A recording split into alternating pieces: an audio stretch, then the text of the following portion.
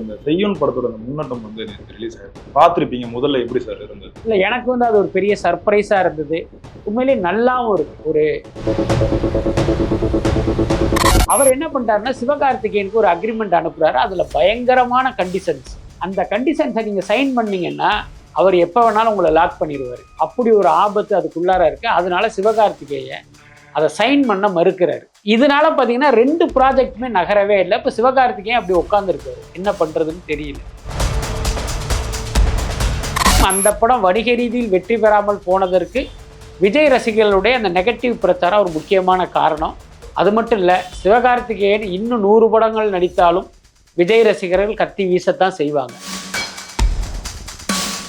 கமல் ரசிகர்களால் இவர் தாக்கப்பட்டார். மதுரை ஏர்போர்ட்டில் போய் இறங்கும் போது அவரை வந்து தாக்குனாங்க. இப்போ அதே கமல்ஹாசன் இவரை வச்சு படம் எடுத்தது பெரிய வெற்றி அடைந்து லாபம் சம்பாதித்து இப்போ இன்னொரு படமும் தயாரிக்கிறார் அப்படின்னா, அந்த சிவகார்த்திகேயனை அடித்தார் தெரியுமா, அவருடைய மனநிலை நீங்கள் யோசிச்சு பாருங்க. வெங்கட் பிரபலம் எப்படின்னா, ஷூட்டிங் நடந்துக்கிட்டு இருக்கும் போது கிரிக்கெட் விளையாண்டுக்கிட்டு இருப்பாங்க. அப்போ யாருடைய காசு விரயமாகுது? அப்போ உங்களுக்கு சம்பளம் கொடுக்குற, உங்களை நம்பி பணம் முதலீடு செய்த தயாரிப்பாளரை நினச்சி பார்க்காம படப்பிடிப்பு நேரத்தில் கிரிக்கெட் விளையாடுறீங்க அப்படின்னா நீங்களாம் விளங்குவீங்களா? மக்களே, அன்பு வணக்கம். இன்னைக்கு நம்ம கூட வலைபேச்சு ஜே பிஸ்மி சார் இருக்காரு. சார் வணக்கம் சார். வணக்கம். இப்போ இந்த செய்யுன் படத்தோட அந்த முன்னட்டம் வந்து நேற்று ரிலீஸ் ஆயிருந்தது. பார்த்திருப்பீங்க. முதல்ல எப்படி சார் இருந்தது? இல்லை, எனக்கு வந்து அது ஒரு பெரிய சர்ப்ரைஸாக இருந்தது. இன்னும் சொல்லப்போனால் அந்த படத்தின் மீது ஒரு நம்பிக்கை ஏற்பட்டது. அதுக்கப்புறம் நம்ம சிவகார்த்திகேயனை பல்வேறு சந்தர்ப்பங்களை நம்ம விமர்சனம் செய்தாலும் அவருடைய அந்த கரியரை வந்து அவர் பிளான் பண்ணது வந்து உண்மையிலேயே வந்து ஒரு பாராட்டத்தக்க விஷயமா தான் இருக்குது. ரொம்ப வெளிப்படையாக சொல்லணுன்னா, விஜய் வந்து அரசியலுக்கு போயிட்டாரு, அஜித் கார் ஓட்ட போயிட்டாரு, எப்போ இந்த பக்கம் வருவார்னே தெரியாது. அப்போ அந்த முதலிடம்ங்கிறது வெற்றிடமாக தான் இருக்குது. அப்போ அந்த இடத்த நாம் ரீச் பண்ணணும் அப்படிங்கிற எண்ணத்தில் அவருடைய ஒவ்வொரு ப்ராஜெக்டையுமே அவர் டிசைன் பண்ணுறாரு. இந்த படம் பார்த்தீங்கன்னா நிச்சயமாக ஒரு வெற்றி படமாவதற்கான எல்லா அம்சங்களும் இந்த படத்தில் இருக்கும் அப்படிங்கிற ஒரு நம்பிக்கையை ஏற்படுத்துகிற மாதிரி அது இருக்குது. உண்மையிலேயே நல்லாவும் இருக்குது. ஒரு படம் தான் அவர் இயக்கியிருக்கார். அந்த இயக்குனர் சிவகுமார் முருகேசன், தாய்க்கிழவி, இன்னும் வெளியில் வரல. ஆனால் அது வெளிவருவதற்கு முன்பே ராஜ்கமல் நிறுவனத்தில் சிவகார்த்திகேயனை வைத்து இயக்கிற வாய்ப்பை அவர் பெற்றிருக்கார். அப்படின்னா அவர் மீதும் அவர் சொன்ன கதை மீதும் வந்து இவங்க எந்த அளவுக்கு நம்பிக்கை வச்சுருக்காங்கிறது நம்மளால புரிஞ்சிக்க முடியுது. நிச்சயமாக சிவகார்த்திகேயனுடைய கரியரில் இது ரொம்ப ஒரு முக்கியமான படமாக இருக்கும்னு நினைக்கிறேன். ஆக்சுவலாக இந்த படத்துக்குள்ள எப்படி சார் இந்த ராஜ்கமல் ஃபிலிம்ஸ் வந்து உள்ள வந்தாங்க? அதாவது பார்த்தீங்கன்னா, இந்த படத்தை முதலில் தயாரிப்பதாக இருந்தது சிவகார்த்திகேயன் தான். என்ன காரணம் அப்படின்னா, சிவகார்த்திகேயன் வந்து பராசக்திக்கு அடுத்து நடிப்பதாக இருந்தது. சிபி சக்கரவர்த்தி இயக்கத்தில் பேஷன்ஸுடைய தயாரிப்பில் ஒரு படம், சத்யஜோதி தயாரிப்பில் வெங்கட் பிரபு இயக்கத்தில் ஒரு படம். இப்போ இந்த பேஷன்ஸுடைய படத்தில் என்ன சிக்கல்னா, அவர் வந்து இந்த கோல்டு மைன் மணிஸுங்கிற ஒரு வட இந்திய விநியோகஸ்தரோட சேர்ந்து அந்த படத்தை பண்ணுறாரு. அவர் தான் ஃபண்டிங் அந்த படத்துக்கு. அவர் என்ன பண்ணிட்டாருன்னா, சிவகார்த்திகேயனுக்கு ஒரு அக்ரிமெண்ட் அனுப்புகிறாரு. அதில் பயங்கரமான கண்டிஷன்ஸ். அந்த கண்டிஷன்ஸை நீங்கள் சைன் பண்ணீங்கன்னா அவர் எப்போ வேணாலும் உங்களை லாக் பண்ணிடுவார். அப்படி ஒரு ஆபத்து அதுக்குள்ளார இருக்குது. அதனால சிவகார்த்திகேயன் அதை சைன் பண்ண மறுக்கிறாரு. இதெல்லாம் நீங்கள் கட் பண்ணாதான் நான் சைன் பண்ணுவேன்னு இவர் சொல்கிறாரு. அவர் என்ன சொல்கிறாருன்னா, இல்லை நான் தானே பணம் போடுறேன், இந்த கண்டிஷன்ஸுக்கு நீ உட்பட்டே ஆகணும்னு அவர் சொல்கிறாரு. இந்த பஞ்சாயத்திலேயே கிட்டத்தட்ட ஒரு 1.5 வருஷ காலம் நகர்ந்துருச்சு. இப்போ சிபி சக்கரவர்த்தி விரக்தி அடைஞ்சு என்ன பண்ணுறாரு அப்படின்னா, என்னடா அது எவ்வளவு காலம் தான் உட்காந்துருக்கிறதுன்ட்டு ரஜினி கதை கேட்குறாருன்னு தெரிஞ்சோன்னா டப்புன்னு இவங்களுக்கே தெரியாமல் ஒரு கதையை ரெடி பண்ணி ரஜினி கிட்ட சொல்லி ஓகே பண்ணி இப்போ அந்த ப்ராஜெக்டை கமிட் பண்ணிட்டு இதை விட்டுட்டு போயிட்டாரு. இந்த பக்கம் வெங்கட் பிரபு படத்துக்கு வந்தீங்க அப்படின்னா, சிவகார்த்திகேயன் படம் வரிசையாக flop. Madharaasi flop, Parasakthi flop. இங்கே பார்த்தீங்கன்னா வெங்கட் பிரபு ஒரு 125-130 கோடி பட்ஜெட்டில் ஒரு ப்ராஜெக்டை எடுத்துகிட்டு வர்றாரு. வட்டியெல்லாம் சேர்த்து பப்ளிசிட்டியெல்லாம் சேர்த்தா அது 175 கோடி ஆகும். இவங்க என்ன பண்ணுறாங்க, 100 கோடிக்குள்ளே எடுத்த பராசக்தியே ஓடலை, நாங்கள் எப்படி 175 கோடி போட முடியும், நீங்கள் பட்ஜெட்டை குறைங்கன்னு அவரை டார்ச்சர் பண்ணுறாங்க.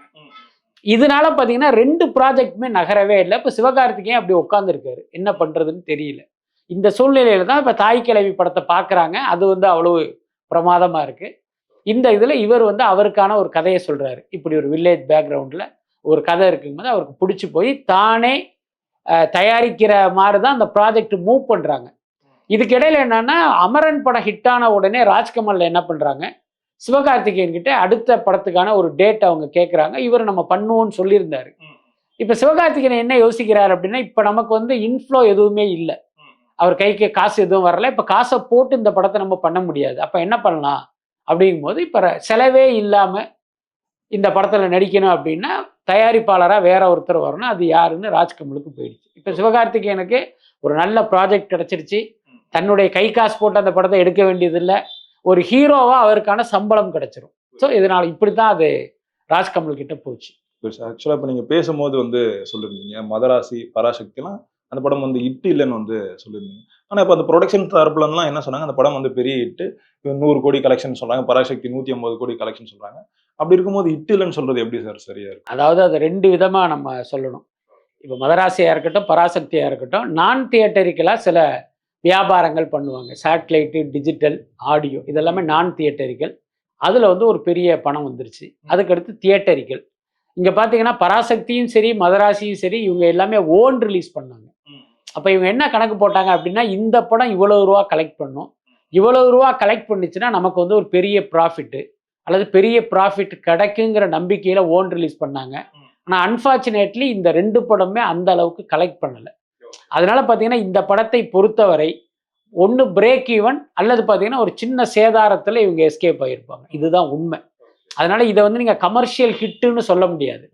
அதுக்கப்புறம் இதை ஏன் ஒரு தோல்வி படமாக நம்ம கணக்கில் எடுக்கணும் அப்படின்னா, உங்களுக்கு தெரியும் பராசக்தி படத்துக்கு இருந்த ஹைப்பு. அப்போ அந்த படத்துக்கு இருந்த ஹைப்புக்கு அது எந்த அளவுக்கு ப்ராஃபிட் கொடுத்துருக்கணும். அப்போ அந்த ப்ராஃபிட் இந்த படம் கொடுக்கல அப்படின்னாலே இந்த படத்தை வந்து நீங்கள் ஒரு வெற்றி படமாக கணக்கில் எடுத்துக்க முடியாது. அதுதான் உண்மையான விஷயம். ஆக்சுவலாக இப்போ அந்த பராசக்தி இந்த மோதல் வரும்போது, ஜனநாயகன் மோதல் வரும்போது விஜய் ஃபேன்ஸ் எல்லாருமே சிவகார்த்திகேயனுக்கு அகென்ஸ்டாக மாறிட்டாங்க. இதன் காரணமாக அஜித்தெல்லாம் போய் சந்திச்சதெல்லாம் நம்மளால பார்க்க முடியுது. இப்போ நாமளே ஒரு படம் ப்ரொடியூஸ் பண்ணால் எப்படியா இருந்தாலும் அந்த படம் வந்து அடிக்க தான் செய்வாங்க. இதன் காரணமாக தான் ராஜ்கமல் போனார்னு ஒரு தகவல் இருக்கே சார். இல்லை, அது உண்மையாக இருப்பதற்கும் வாய்ப்பு இருக்குது. ஏன்னா சிவகார்த்திகேயனை பொறுத்த வரைக்கும் பயங்கரமான கால்குலேட்டிவான ஒரு கேரக்டர். அவர் வந்து மற்ற ஹீரோக்களோடு ஒப்பிடும்போது என்னுடைய பார்வையில் சிவகார்த்திகேயன் ஒரு பிரில்லியண்ட்டான கேரக்டர். எல்லாத்தையுமே கணக்கு போடுவார். அவர்கிட்ட பார்த்தீங்கன்னா அந்த சென்டிமெண்ட், எமோஷ்னல் இது எதுக்குமே வேலை கிடையாது. நமக்கு இது லாபமா நஷ்டமா, இவரால் நமக்கு லாபமா நஷ்டமா, இதுதான் சிவகார்த்திகேயனுடைய ஸ்ட்ராட்டஜி. ஸோ அந்த அடிப்படையில் நீங்கள் சொன்ன மாதிரி நான் சொன்ன காரணங்கள் ஒரு பக்கம் இருந்தாலும் ஒரு இன்னர் ரீசனாக பார்த்தீங்கன்னா இதுவும் இருப்பதற்கு வாய்ப்பு இருக்குது. ஏன்னா பராசக்திங்கிறது மோசமான படம்லாம் இல்லை, மற்ற படங்களோடு ஒப்பிடும்போது அது வந்து ஒரு சிறந்த படம் தான். இந்த காலத்துக்கும் இன்றைய இளைஞர்களுக்கும் இந்த தலைமுறைக்கும் தேவையான ஒரு படம் பராசக்தி, அதில் நோ டவுட். அதை வந்து ஒரு சுவாரஸ்ய குறைபாடு அது உள்ளர இருந்தாலும் அது வந்து தோல்வி அடைவதற்கான படம்லாம் கிடையாது. ஆனாலும் அந்த படம் வணிக ரீதியில் வெற்றி பெறாமல் போனதற்கு விஜய் ரசிகர்களுடைய அந்த நெகட்டிவ் பிரச்சாரம் ஒரு முக்கியமான காரணம். அது மட்டும் இல்லை, சிவகார்த்திகேயன் இன்னும் 100 படங்கள் நடித்தாலும் விஜய் ரசிகர்கள் கத்தி வீசத்தான் செய்வாங்க, அதில் மாற்றமே இல்லை. அதெல்லாமல் இப்போ வந்து அவங்களுடைய கோபம் குறையாமல் அதே வீரியத்தோடு இருப்பதால் அடுத்த படமும் இதே மாதிரி அடி வாங்கும். ஸோ இதெல்லாம் தெரிந்து கூட வந்து அவர் கைமாற்றி இருப்பதற்கு வாய்ப்பு இருக்கு. என்ன அது இல்லைன்னு சொல்ல முடியாது. தொடர்ந்து வந்து இந்த ஆக்ஷன் படங்களா நடிச்சதுனால ஒரு கமர்ஷியலா ஒரு ஹிட் தேவைப்படுது. ஸோ அதனால இந்த செய்யோன் படத்துல வந்து ஆக்ட் பண்ணணும்னு சொல்லிட்டு ஒன்று இருக்குது. இன்னொன்று வந்து மற்ற இந்த சிவகார்த்திகேயன் ரசிகர்கள் சொல்றது என்னன்னா, ஒரு காலத்துல வந்து கமல் ஃபேன்ஸ் கிட்ட அடி வாங்கின சிவகார்த்திகேயன் வந்து இப்போ கமல் சாரே கூப்பிட்டு ஒரு படம் வந்து கொடுக்குறாரு. வளர்ச்சினா இப்படிதான் இருக்கும்னு சொல்லிட்டு அவங்க தரப்புலையும் வந்து சொல்றாங்க. இல்லை, உண்மைதானே. சிவகார்த்திகேயனுடைய வளர்ச்சி வந்து எனக்கு தெரிஞ்சு தமிழ் சினிமாவில் வேற எந்த ஹீரோவுக்கு இப்படி ஒரு வளர்ச்சி வந்து சாத்தியம் ஆகலை. அதுதான் உண்மை. இப்போ நமக்கு தெரிந்து சினிமாவை சார்ந்து ஒரு பத்திரிகையாளராக இயங்கிக்கிட்டு இருக்கோம். அதுக்கு முன்னே ஒரு சினிமா ரசிகனாக நம்ம இருந்திருக்கோம். அதெல்லாம் நீங்கள் அப்படியே இந்த கடந்த காலத்தையெல்லாம் அசை போட்டு பார்க்கும்போது சிவகார்த்திகேயனுடைய வேகத்தில் அந்த அசுர வளர்ச்சி வந்து எந்த நடிகருக்குமே கிடையாது. அதுதான் உண்மையான விஷயம். அதுக்கு காரணம் அவருடைய திறமை, உழைப்பு, அதில் எந்த மாற்றமும் இல்லை. அதுக்கப்புறம் தன்னுடைய பாதையை சரியாக தீர்மானித்து அதை தீர்க்கமாக முடிவு பண்ணி அதை நோக்கி பயணிப்பது, அதெல்லாம் ரொம்ப முக்கியமான விஷயம். அப்படி இல்லைன்னா நீங்கள் யோசிச்சு பாருங்க, தமிழ் சினிமாவில் ஒரு டிவி ஆர்டிஸ்டாக, டிவி நிகழ்ச்சி தொகுப்பாளராக, தமிழ் சினிமாவுடைய இசை வெளியீட்டு விழாவெல்லாம் ஆங்கர் பண்ணுற ஒரு நபராக இருந்தவர் இன்னைக்கு தமிழ் சினிமாவிலேயே ஒரு உச்சத்தை அடைவதுன்னு இருக்குல்ல.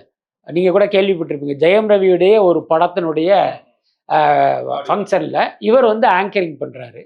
கட் பண்ணால் பராசக்திங்கிற படத்தில் சிவகார்த்திகேயன் ஹீரோ, ஜெயம் ரவி வில்லன். அப்போ இவருடைய வளர்ச்சி எவ்வளவு பெரிய வேகத்துல போகுதுன்னு பாருங்க. அதுக்கப்புறம் ஏற்கனவே நீங்க சொன்ன சம்பவத்துக்கு வரணும் அப்படின்னா, கமல் ரசிகர்களால் இவர் தாக்கப்பட்டார்.